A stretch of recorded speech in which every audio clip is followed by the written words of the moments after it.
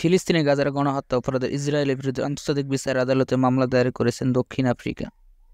গাজায় প্রায় ৩ মাস ধরে অব্যাহতভাবে চালানো ধ্বংসযজ্ঞ ও বোমা হামলায় ২১,৫০০ জনের বেশি মানুষ নিহত হওয়ার পর এমন অভিযোগে মামলা করল দেশটি।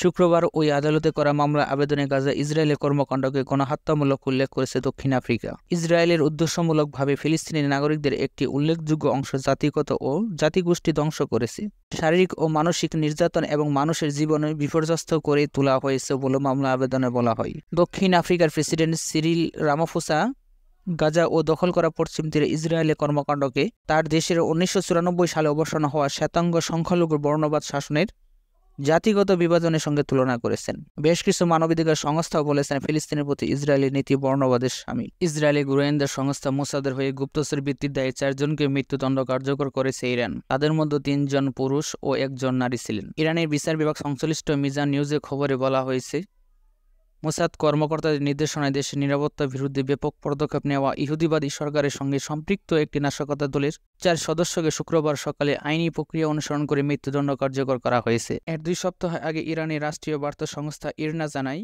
দক্ষিণ পূর্বাঞ্চলীয় সিস্তান ও বেলুচিস্তান প্রদেশে মোসাদের এক কথিত এজেন্টের মৃত্যুদণ্ড কার্যকর করা হয়েছে। ইরানি কর্মকর্তারা প্রায়শই বাহিরের শক্তি হস্তক্ষেপের অভিযোগ করেন।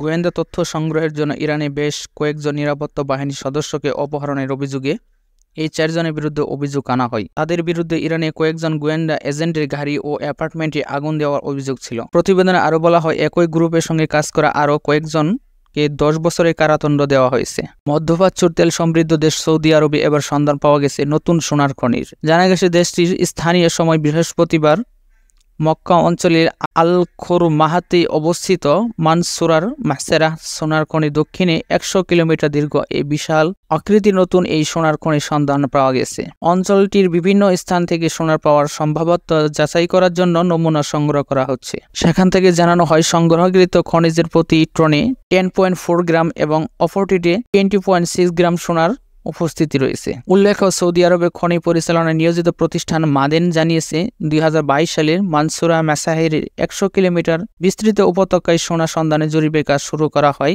যা সফলতার মুখ দেখল।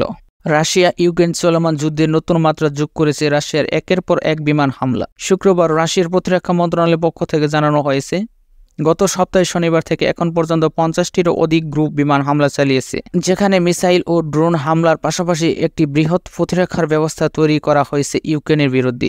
সব আক্রমণ সফলভাবে তাদের লক্ষ্যবস্তুতে আঘাত এনেছে বলে দাবি করে মস্কো।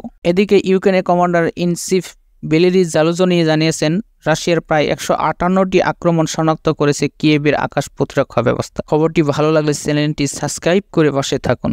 ধন্যবাদ।